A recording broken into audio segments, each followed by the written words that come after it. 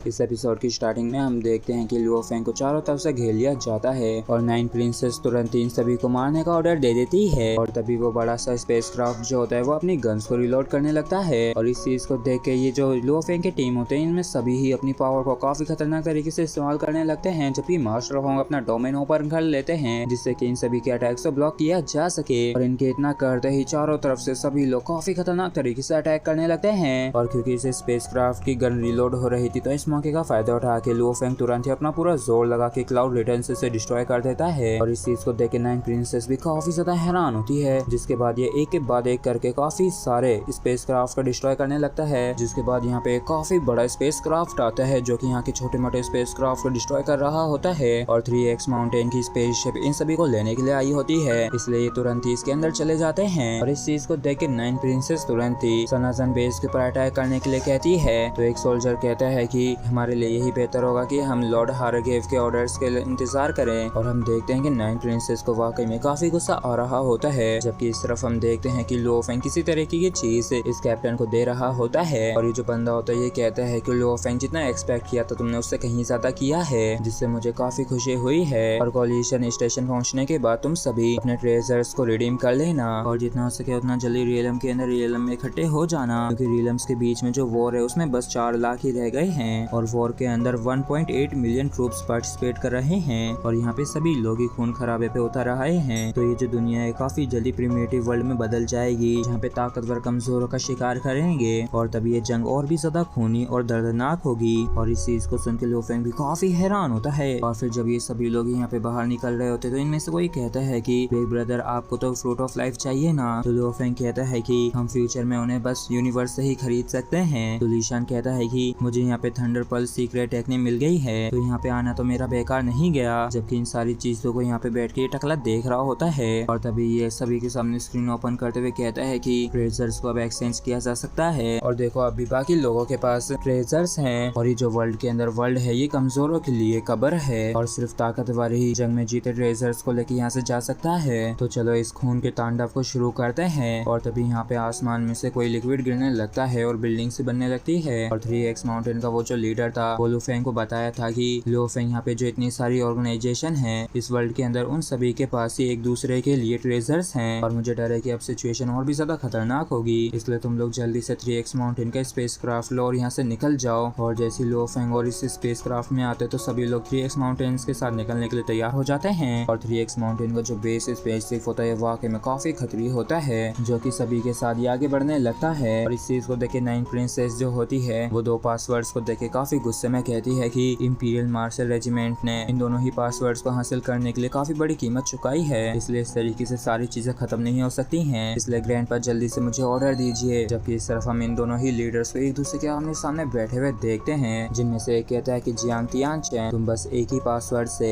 Beauty heritage crystal ball का फायदा उठा सकते हो। तो 3x माउंटेन का जो लीडर होता है वो कहता है कि अगर तुम एग्री नहीं करते हो तो मैं पासवर्ड को डिस्ट्रॉय कर दूंगा और अगर तुम मुझे रिजेक्ट करते हो तो इससे बस और भी बड़ा नुकसान ही होगा। तो जो बंदा होता है ये कहता है कि क्या तुम्हें नहीं लगता है कि चिप्स का काफी ज्यादा हाई प्राइस है, और जैसा कि सभी लोग ही जानते हैं कि चिप्स का जो अभी मालिकाना हक है वो अब भी बाकी है। जबकि सिर्फ नाइन प्रिंसेस जो इंतजार कर रही थी फाइनली उसे एक ऑर्डर मिल ही जाता है ग्रैंडपा की साइड से। और फिर ये कहती है कि 3x माउंटेन तुम लोगों की वजह से जो इंपीरियल मार्शल रेजिमेंट की एक एक बूंद जो बही है खून की उसकी मैं एक एक करके बदला लूंगी। और फिर ये सभी को ऑर्डर देते हुए बताती है कि imperial military regiment officially 3x mountain के खिलाफ ऐलान जंग करती है। और हम देखते हैं कि इंपीरियल रेजिमेंट के पास भी काफी सारे सोल्जर्स होते हैं और वाकई में इनकी काफी बड़ी आर्मी भी होती है और ये 3x माउंटेन के पीछे जा रही होती है। और nine princess 3x mountain army को स्कैन करने का ऑर्डर देती है और जो सबसे इम्पोर्टेंट टारगेट लोकेशन है वो है जहाँ पे पासवर्ड है। और 3D6 क्लास रेल गन से 3x माउंटेन के ऊपर अटैक कर दो जिससे कि वो लोग कंफ्यूज हो जाएं। और जब ये सभी गन से रिलोड होने लगते हैं तो प्रिंसेस कहती है कि और 12 लोगों को भी तैयार करो जो कि 12 इंपॉर्टेंट टारगेट को अपनी लेजर गन से मारेंगे और उनके ट्रेजर्स को लूटेंगे। और फिर जो 12 लोग हैं तुरंत ही अपनी गन्स को लेके आगे बढ़ने लगते हैं और इनकी लेजर गन भी तैयार हो जाती है 3x माउंटेन के ऊपर अटैक करने के लिए। जबकि 3x माउंटेन को जो स्पेसक्राफ्ट होता है वो वार्निंग देने लगता है और कहता है कि पीछे एबनॉर्मल एनर्जी फ्लक्चुएशन पाई गई है। और इस चीज को देख के ये लोग समझ जाते हैं कि वो लोग जंग करने वाले हैं। जबकि इस तरफ इंपीरियल वाकई में काफी खतरनाक तरीके से अटैक कर देता है और इतने ताकतवर 3 लेजर अटैक को अपनी तरफ आता देख 3x माउंटेन के स्पेस स्पेसक्राफ्ट जो होता है ये तुरंत ही एक काफी बड़ा सा बैरियर सा बना लेता है इन लेजर अटैक को ब्लॉक करने के लिए, लेकिन ये बैरियर ज्यादा देर तक इन लेजर अटैक को नहीं रोक पाता है, जिस वजह से ये लेजर अटैक से भेद के अंदर जाने लगती हैं और स्पेसक्राफ्ट के एक हिस्से को डिस्ट्रॉय कर देती हैं, जबकि इन लेजर की वजह से कई सारे छोटे छोटे स्पेसक्राफ्ट डिस्ट्रॉय हो रहे होते हैं और जो मेन स्पेसक्राफ्ट होता है वो भी क्रैश होने लगता है। तो मास्टर होंग तुरंत यहाँ से बाहर निकलने के लिए कहते हैं और हम देखते हैं कि यहाँ पे वाकई में स्पेसक्राफ्ट की तो बारिश ही हो जाती है, जिनके बीच से लुओ फेंग और इसके साथी यहाँ से जा रहे होते हैं और एक स्पेसक्राफ्ट के टकराने की वजह से ये सभी ही जमीन में काफी जोर से जाके गिरते हैं और हम देखते हैं कि लुओ फेंग के सामने वाकई में काफी खौफनाक मंजर होता है, जहाँ पे एक दूसरे को काफी बेरहमी से मारा जा रहा होता है और लुओ फेंग एक बंदे की मदद करने के लिए जाता है, लेकिन उसे तुरंत ही मार दिया जाता है और लुओ फेंग के ऊपर भी अटैक किया जाता है, लेकिन लुओ फेंग डॉज करके यहाँ से भागने लगता है और तभी लुओ फेंग के साथी इसके पास आ जाते हैं और बबाता बताती है कि वॉरियर्स का कम्युनिकेशन को देख के पता लग रहा है कि इंपीरियल मार्शियल रेजिमेंट ने काफी चालाकी से अटैक किया है और इससे हमें ये भी पता चल गया था सेनाजान पर्सनल के पास पासवर्ड का एक्सेस है और इसके लिए 12 टारगेट्स को उन्होंने रिलीज किया है, जिससे कि वो उसे मार के पासवर्ड को हासिल कर सकें और उन सभी आइटम्स को भी ले रहे हैं जिनके अंदर पासवर्ड हो सकता है और लुओ फेंग तुम भी उनकी लिस्ट में हो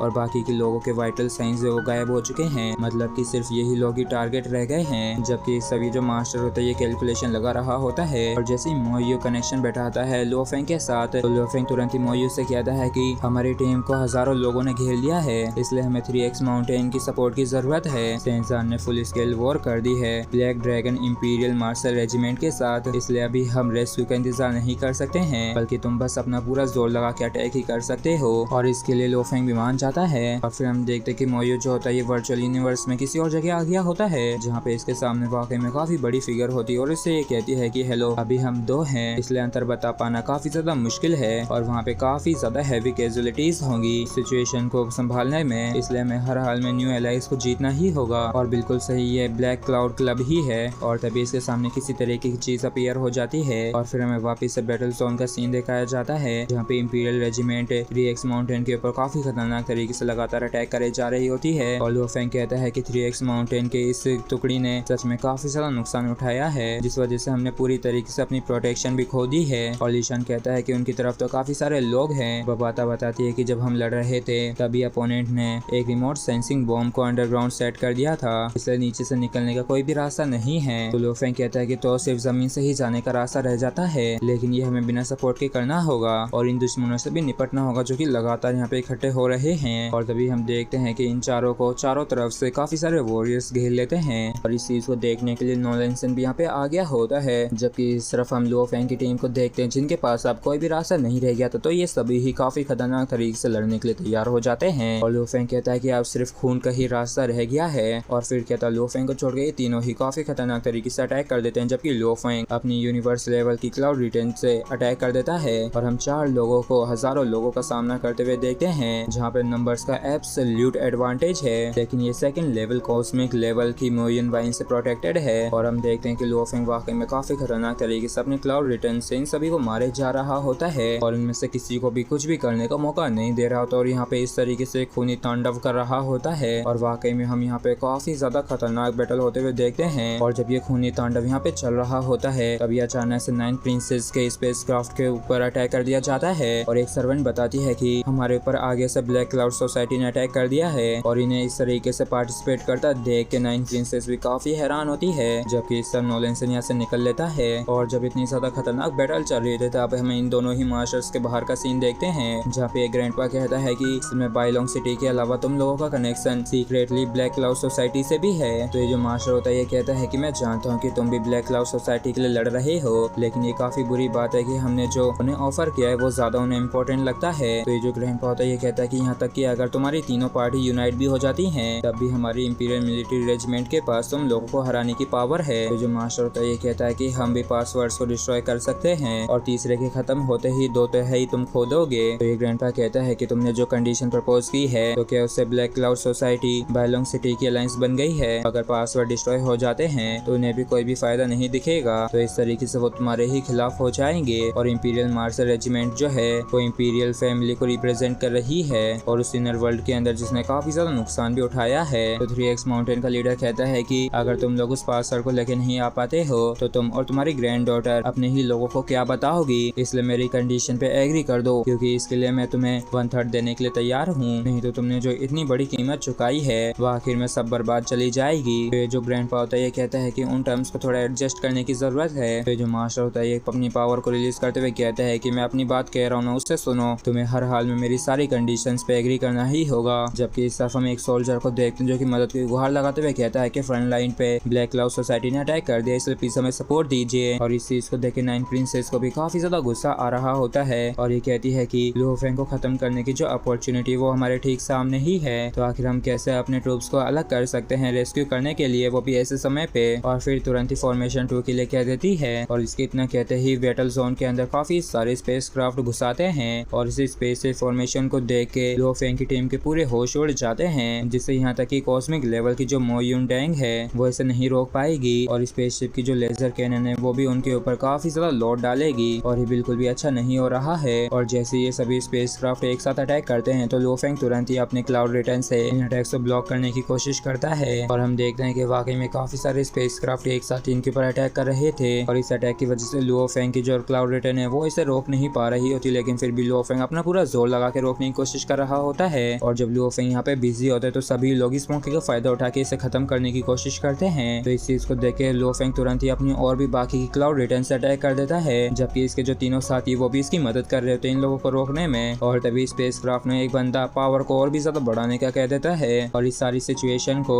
नोलेंसन भी देख रहा होता है और ये कहता है कि ये जो मो युन टैंग है इस मटेरियल ने तो लुओ फेंग के आर्मर की भरपाई कर दी है और तो इसका काफी ज्यादा पावरफुल ऑफेंसिव मेथड भी है। और जब ब्रांचेस के अंदर से और भी ब्रांचेस निकलती हैं तो आर्मर की जो प्रोटेक्शन है वो तो कमजोर होनी तय है। और इस बाबा तभी परेशान होते हुए बताती है कि जो आर्मर है वो ओवरलोड हो रहा है और ऐसे समय पे इसके लिए काफी ज्यादा मुश्किल हो जाएगी अपनी वीक बॉडी को बचा पाना, जो कि अभी बस स्टार लेवल के स्टार्टिंग में है और लुओ फेंग भी अपनी लिमिट्स तक पहुंचने वाला है। और इसी मौके का तो ये सभी ही कब से इंतजार कर रहे थे, जबकि सब लुओ फेंग अपना पूरा जोर लगा रहा होता है। और इसी के साथ फ्रेंड्स हमारा एपिसोड भी यहीं पे खत्म होता है। अगर आप लोगों को वीडियो अच्छा लगा तो प्लीज चैनल को सब्सक्राइब और वीडियो को लाइक करना बिल्कुल भी ना भूलें। Thank you.